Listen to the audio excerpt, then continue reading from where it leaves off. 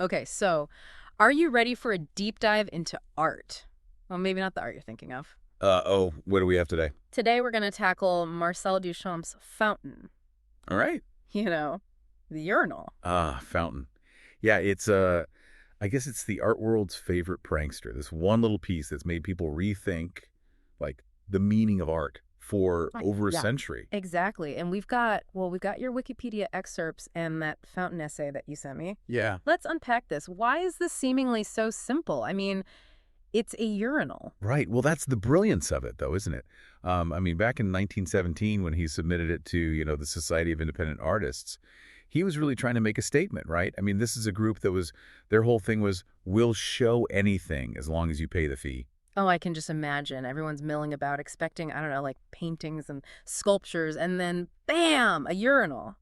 It really is. And especially, I mean, it's on its back. Yeah, talk about a statement. It's almost like he was holding like a mirror up to the art world and saying like, okay, so you'll accept anything. Let's see what you do with this. And he didn't even use his real name, right? It was signed R. Mutt. Right. R. Mutt, which is key. Uh-huh. The pseudonym is key here because think about it. So back then, the romantic idea of the artist, Mm-hmm. right? This lone genius pouring their soul onto the canvas. And Duchamp just throws like a wrench in that whole image with R. Mutt. So he's playing with like our expectations about what makes an artist and what even is art. Exactly. Yeah, Yeah. exactly. And then, there's all the speculation about the name itself, right? Like, was it a nod to Mott Plumbing, which, made the urinal? Was it a play on the Butt and Jeff comics, which were popular at the time? Oh, and what about like wasn't Richard at the time kind of slang for like a rich person? Yeah. So it's like he's also making fun of people who are like these wealthy art collectors being like, here's your art. Here's your expensive art piece, this toilet. Yeah. It's that ambiguity, too, that refusal to give a straight answer. That's what I love about Duchamp. He just wanted to, like, spark debate. He wanted to get people thinking, make them question their assumptions. And boy, did he ever.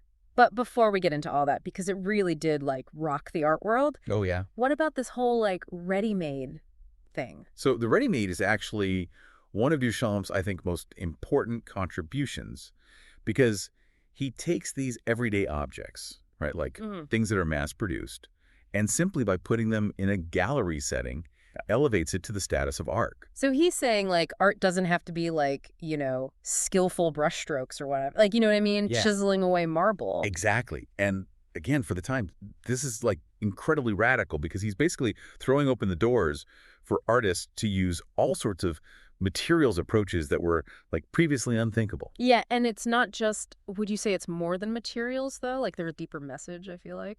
Absolutely. Yeah. Yeah. Duchamp's not just trying to be shocking, although he clearly succeeds at that. He's really trying to question, like, the foundation of art itself. Like, who decides what art is?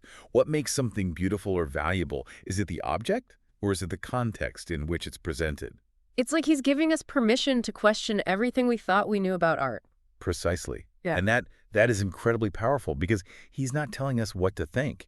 He's just forcing us to confront our own preconceived notions about art, about beauty, about value. And let's not forget, it's not like he just plop it down in the gallery. It's turned 90 degrees from how it would, Aha. See, now that's where things get even more interesting because, I mean, was this a deliberate act? Yeah. Was he trying to make a statement about, the way we view everyday objects? Or was he playing with, form itself? I've heard some art historians say that he was making a comment on gender roles in art. Oh, so... Like the feminine curves of the urinal juxtaposed with its, Function. yeah, which is Mhm. definitely, Masculine, yeah. masculine. And then, I've even heard that like turns it into like almost like a veiled religious figure, Yeah. challenging our traditional notions of spirituality. Wow. It's crazy, right? It's incredible how such a simple object can like generate so many layers of interpretation. It's amazing. Right. And that again speaks to Duchamp's genius that he could create a work that is simultaneously like provocative and humorous and intellectually stimulating. You know what I mean? He just wanted to start a dialogue and he certainly succeeded at that. Mm-hmm.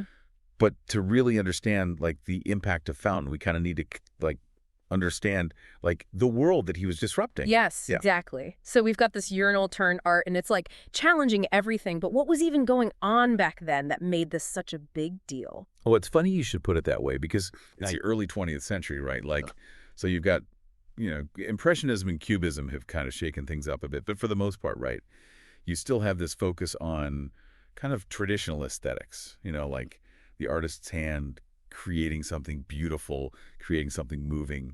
Yeah. And then Duchamp comes in with Fountain. It's like, hold my beer. Right, like, watch this. Exactly. Yeah, I mean, it's like, it's not an exaggeration to say that Fountain was like a grenade, just tossed right into the carefully curated garden of the art world. And suddenly everything's up for grabs. The whole definition of art is like on the table. Which I'm sure didn't sit well with a lot of people. Oh, yeah. I mean, can you imagine? Okay, so you're a sculptor, right? You spent years, decades honing your craft, right? And then suddenly this ready-made urinal is calling into question like the very core of your kind of artistic identity. I mean, talk about an existential crisis, right? Yeah. Talk about an existential crisis. But like, even with that, wasn't the society, didn't they kind of have a rule that they had to show it? Like, we'll take anything as long as you pay. Yes. Well, see, the irony is delicious because they technically, they didn't reject it outright. Right. What they did is they tried to kind of like hide it away during the exhibition. Oh, really? Yeah. Almost like they couldn't quite like stomach the implications of their own kind of open door policy. It's like Fountain was calling out kind of a blind spot in how they thought of themselves. Exactly. It's like they were saying, yeah, we're open to anything. But then Duchamp calls their bluff. And suddenly it's like, wow, maybe not. But that's the thing, right? That's the ripple effect of Fountain. Yeah. Because it forced this reckoning, not just with like what art could be, but with the very institutions and the gatekeepers who claim to kind of, define it. And of course, this being Duchamp, it doesn't end there, right? I think what makes Fountain even more fascinating is like how people have reacted to it in the years since, Yeah, tell me about this. I want to hear about all the kind of almost like the performance art around this. Oh my gosh, where do we even begin? I mean, you've got artists like literally urinating in it. What? At MoMA, at the Tate Modern, each claiming to be part of Duchamp's legacy. You've got, the infamous hammer attack at the Pompidou Center in 2006. It's like, I don't know, it's like Fountain is this weird, like, lightning rod for artistic expression or maybe just plain mischief. It's like this weird self-fulfilling prophecy. Like, he kind of questioned it, and so now it's like everybody else is. They're like, well, I'm furthering the art. Exactly, and it all kind of loops back, which, I mean, that's the mark of a true, like, game changer, right? He didn't just create a single piece of art. He created, like, a concept, right? Conversation starter that's still, like, echoing, long after his death. It's true. Why do you think people have such strong reactions, though? Is it just, like, the audacity of it, or just, like, I don't know, the fact that you have to, like, really confront? Yeah, it's uncomfortable. It's like you're uncomfortable. I think it's a bit of both. I think Duchamp really tapped into something, like, really fundamental about how we perceive and interact with the world around us. Like, he challenged us to question our assumptions, right?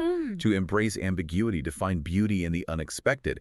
And for some people, that's a very, very unsettling experience. Yeah. But let's, like, zoom out for a second, okay? Yeah. Let's say, like, hypothetically, Duchamp's alive today, right? Right. What do you think he would make of Fountain's legacy now? Oh, that's a good question. Right. I mean, you've got this urinal that was once hidden away in an exhibition, and now it's like, this celebrated piece of art history. It's displayed in museums. It's sold for millions of dollars. Has it become kind of part of the very establishment that it was, like, meant to challenge? Right. It's almost like the ultimate irony. Yeah. Like, the urinal is now the establishment. Yeah. Would he be amused? Would he be horrified? I think knowing Duchamp, he would probably be a little bit of both. But that's part of the beauty of his work, right? Like, it keeps us guessing, It keeps that conversation going. There was something you said, you'd mentioned, I think it was in the Continent essay, about how Duchamp really rejected that whole idea of the artist as, like, the lone genius. Oh, yeah. And especially, I mean, when you think about the fact that he signs at our Mutt, it's almost like he's saying that it's not even, like, he's trying to take himself out of it, as if to say, like, it's not about me and this creation. It's about what it's doing, what it's provoking. Exactly. And for that time, I mean, he was so ahead of his time. Because think about it. I mean, now these days, right, you've got, like, internet memes. You've got this whole remix culture where, like, authorship is so, like, it's blurry, But Duchamp was already grappling with those ideas, like back in 1917. Yeah, so it's not just even like what art is, it's like what is the role Exactly. of the artist The role of the artist, yeah, what are they doing? in society. Right. Like he's like, it's not about me. Exactly. It's not about me. It's about you. It's about you and how you interpret this. Exactly. Exactly. And that's incredibly, like, I don't know, you think about it, it's almost like democratic Yeah. in a way, because he's not trying to like spoon feed you, meaning, right. He's just like, here it is. You find it. You figure it out. Yeah, Yeah. figure it out. Which, I mean, it brings us back to that question, right? Like, has Fountain become sort of too establishment? Right. You know, even with its, I mean, let's face it, with its millions of dollars and its place in art history, Yeah. I kind of still think, like, no. Really. Because I think every time somebody encounters it, right, Yeah. whether they're seeing it in a museum or they're, like, reading about it in a textbook, like, that same spark, you know, that spark of questioning, that spark of, like, challenging norms, it's still there. It's like he planted a seed or something. He did. And it's still like, it's almost like still growing and changing. People are still having the same arguments, but like, 100 years later. Exactly. And I think that's a testament, right, to the enduring power of Fountain. That it's not just like a urinal turned art. It's like this symbol, right, of artistic rebellion, this challenge to like think differently, to question everything. So for someone listening, what's the takeaway? Should we all just like go install toilets in our living room and be like, this is art? You mean you don't already? No. Okay, well, maybe. But I think more importantly, like, I think Duchamp's legacy reminds us, right, to be open to new experiences, to question our assumptions, to like, find wonder in the everyday. Yeah. I mean, art is everywhere if we're just willing to like open ourselves to seeing it. It's true. It's like he's saying, like, the world is full of art. Just go find it. Well, this has been an incredible deep dive. Thank you for, walking us through all this. I feel like I even learned some things. The pleasure was all mine. And for you listeners out there, I guess next time you see something, whether it's a urinal or a fire hydrant or just like a discarded coffee cup, take a second. Yeah. Look at it and think, like, could this be art? Why not? You might surprise yourself. This is The Deep Dive, signing off.